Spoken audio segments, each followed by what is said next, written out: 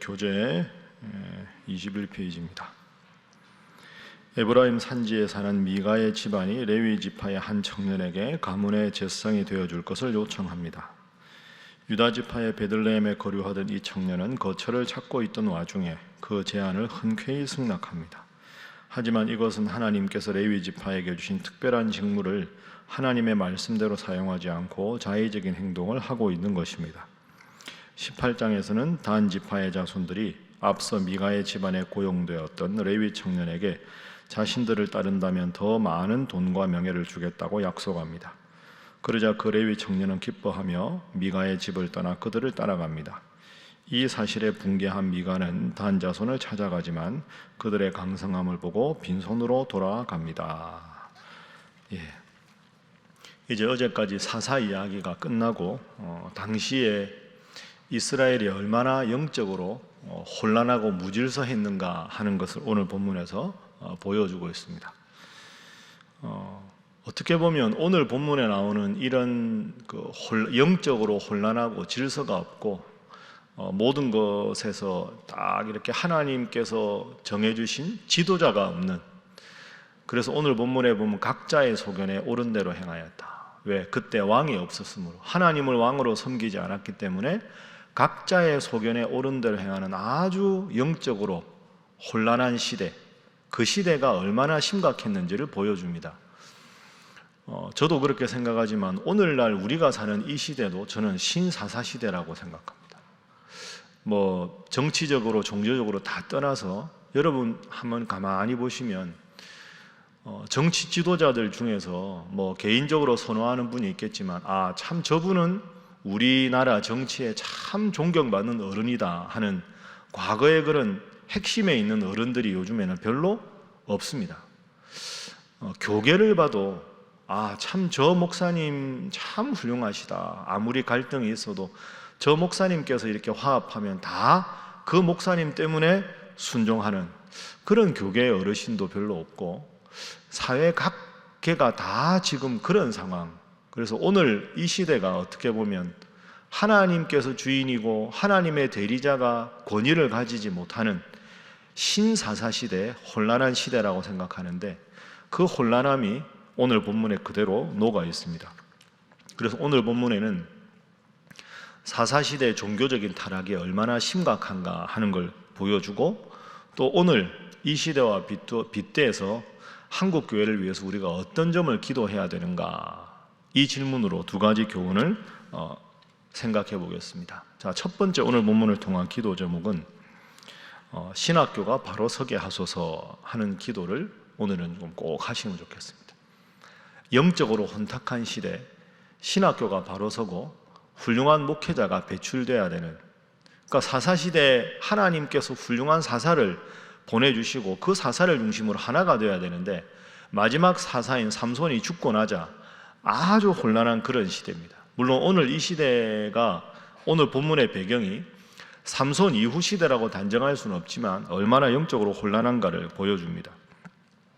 자, 구체적으로 한번 찾아볼까요? 17장 1절 2절 보십시오. 에브라임 산지에 미가라 이름하는 사람이 있습니다. 그의 어머니에게 이르되 어머니께서 은 1,100을 잃어버리셨는데 그래서 저주하시는 말씀이 제 귀에 들렸는데 보소서 그 은이 내게 있나이다.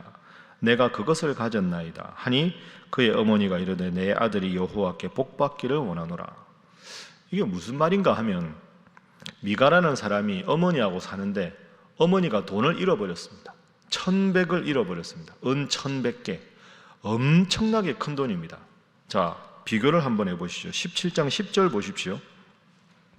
미가가 한 레위인 청년을 자기 집의 제사장으로 이렇게 고용을 하는데 보면, 미가가 그에게 이르되 내가 나와 함께 거주하며 나를 위하여 아버지와 제사장이 되라 하면서 제안하는 걸 보십시오. 내가 해마다 1년마다 은 10과 의복 1벌과 먹을 것을 주겠다, 이렇게 제안을 합니다.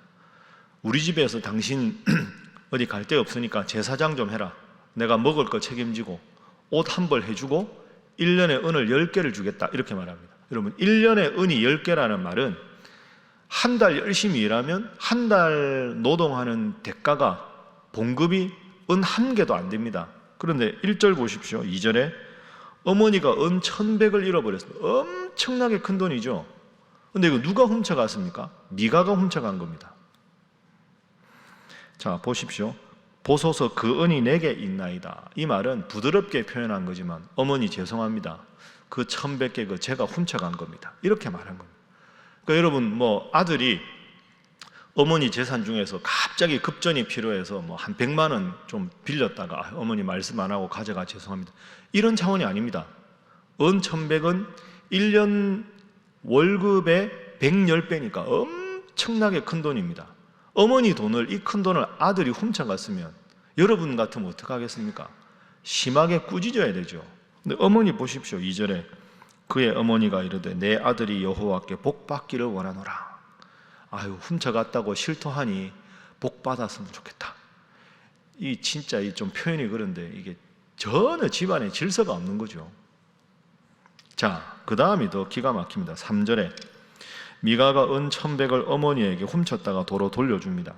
그러니까 그 어머니가 야, 내 아들을 위하여 내가 신상, 우상을 하나 만들어야 되겠다 하고는 뭐라고 말하느냐? 이 은을 여호와께 거룩히 드리노라. 여러분, 이게 우스운 말입니다. 하나님께 드리면 하나님 앞에 이렇게 이웃을 위해서 봉사하거나 해야 되는데 우상을 만들면서 하나님께 드린다. 하나님이 제일 싫어하는 게 우상인데. 4절 미가가 그 은을 그의 어머니에게 도로 주니 어머니가 그 은 200을 가져다가 은으로 장식하는 걸 만드는 은장색에게 주어서 신상을 새기고 그 신상을 미가의 집에 두었습니다.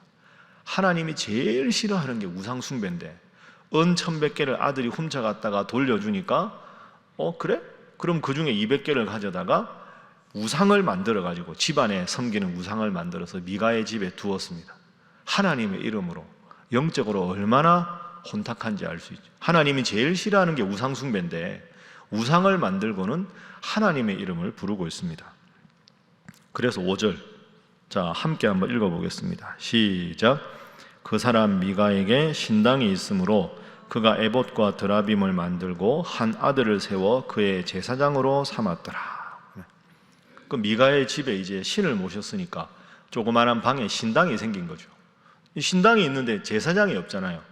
그럼 제사장이 누가 되느냐? 미가의 집안에 아들이 있습니다. 야, 너 아들, 너 이리 와봐. 너 이제 제사장 해라. 그 5절이 그 말입니다. 에봇은 제사장이 입는 옷이죠. 드라빔은 정확하지는 않지만 미래의 하나님의 뜻을 알기 위해서 쓰는 도구입니다. 그러니까 임의로 우상 하나 만들고 임의로 에봇을 짜고 임의로 드라빔 하나 돈 주고 만들어 놓고 집안에 신당이라고 하나 떡 차려놓고 신당에서 쉽게 말하면 점치는 점쟁이가 없으니까 미가가 아들들 이렇게 보다가 야, 너 이리 와봐. 너 지금부터 제사장이다 하고 집안의 제사장으로 떡하니 세워놓은 겁니다. 이게 하나님을 믿는 이스라엘 백성들이 한 일입니다. 기가 막힐 일이죠. 이런 식으로 영적으로 제사장의 권위가 바로 서지 않고 말씀이 바로 서지 않고 그 6절에 이렇게 말합니다. 그때에는 이스라엘에 왕이 없었으므로 사람마다 자기 소견에 옳은 대로 행하였더라. 이게 주제입니다. 사사기에. 왕이라는 말은 영어로 킹이 아니고 하나님을 주인으로 왕으로 섬기지 않았다. 그래서 이렇게 혼란한 시대가 사사시대다. 하나님을 왕으로 섬기지 않은 것의 문제점을 이야기하는 거죠. 여러분 어떻습니까? 참 기가 막힌 일이죠. 좀 더 볼까요? 더 기가 막힌 일이 있습니다. 7절에 유다 가족에 속한 유다 베들레헴의 한 청년이 있는데 레위인이었습니다. 근데 이 레위인이 갈 데가 없었어요. 8절에 살 데가 없다. 거주할 곳을 찾으려고 하다가 미가의 집에 갑니다. 9절에 미가가 말합니다. 너 뭐하는 사람이냐? 집이 없습니다. 그래? 10절 미가가 그에게 이르되 너 나와 함께 우리 집에 가자. 너 제사장 해라.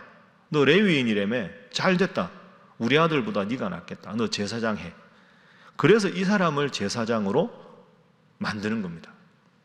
그러니까 지금 아무런 하나님과 하나님의 계명에 대한 이야기 전혀 없고 우상 만들고 에봇 만들고 아들 제사장 만들었다가 아들보다 레위인은 네가 해라. 이런 식으로 영적으로 질서가 없는 시대가 돼버린 거죠.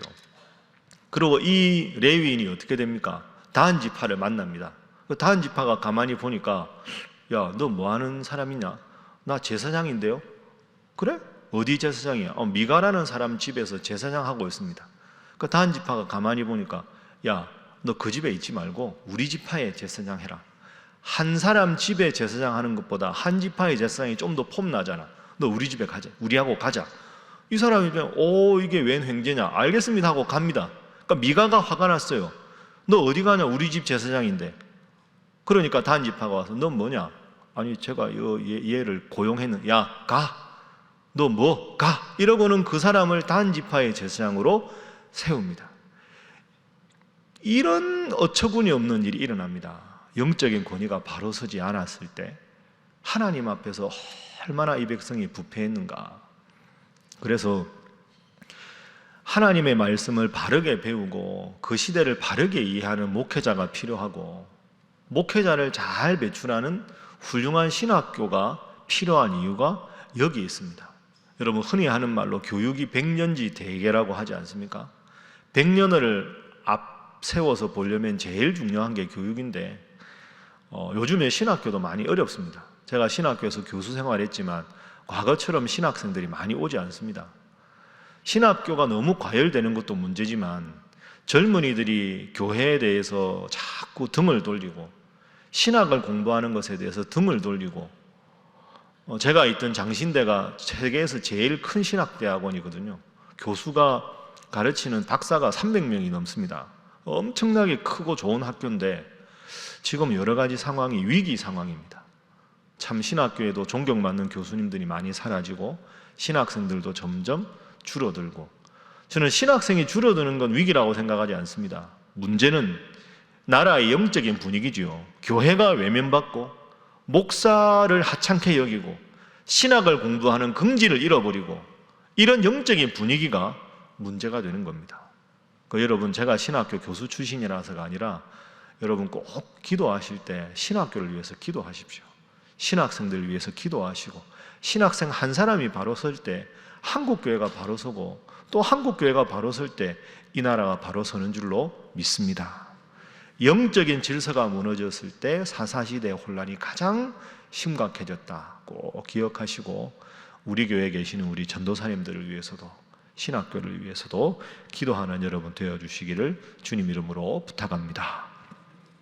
자, 두 번째 오늘 본문의 기도 제목은 손쉬운 인본주의를 배격하게 하소서 하는 겁니다. 좀 말이 어렵죠? 손쉬운 인본주의, 사람을 근본으로 여기는 인본주의를 배격하게 하십시오. 다른 말로 하면 하나님만 왕으로 섬기게 하옵소서 하는 기도 제목입니다. 하나님만 왕으로 섬기는. 그러니까 지금 제사장이 타락하고 하나님의 말씀을 전하는, 하나님 뜻을 전하는 영적인 권위가 사라졌다. 왜? 하나님을 왕으로 섬기지 않으니까. 그럼 여러분, 하나님께 기도하고 묻고 모든 일을 해야 되는데 그 권위가 사라지면 사람들이 어떤 방식을 택할까요? 자기 소견에 옳은 대로만 행하는 겁니다. 내 하고 싶은 대로, 내 마음 내키는 대로. 그게 18장에 나옵니다. 자, 18장 1절 말씀 우리 함께 읽어봅니다. 시작. 그때 이스라엘에 왕이 없었고 단지파는 그때 거주할 기업의 땅을 구하는 중이었으니 이는 그들이 이스라엘 지파 중에서 그때까지 기업을 분배받지 못하였음이라. 아멘. 단지파는 제일 북쪽에 있는 지파입니다. 단지파가 땅이 없었나요? 아닙니다. 여러분 생각해 보시면 여호수아가 7년간 정복 전쟁을 벌이고 13년간 땅을 분배를 다 했거든요. 그럼 단지파가 왜 땅이 없었을까? 분배받은 땅에 가나안 토착민 아모리 족속이 사는데 그걸 전투를 해서 땅을 빼앗아야 되는데 엄두가 안 나서 지금 땅을 분배받았지만 차지하지 못한 상황입니다. 그런데 자꾸 지파의 숫자는 많아지고 땅은 없고, 그러니 할 수 없이 새로운 땅을 찾아다니는 거죠. 자, 6절 보십시오. 5절에 보면 그들이 아까 말한 그 레위인 청년을 만납니다.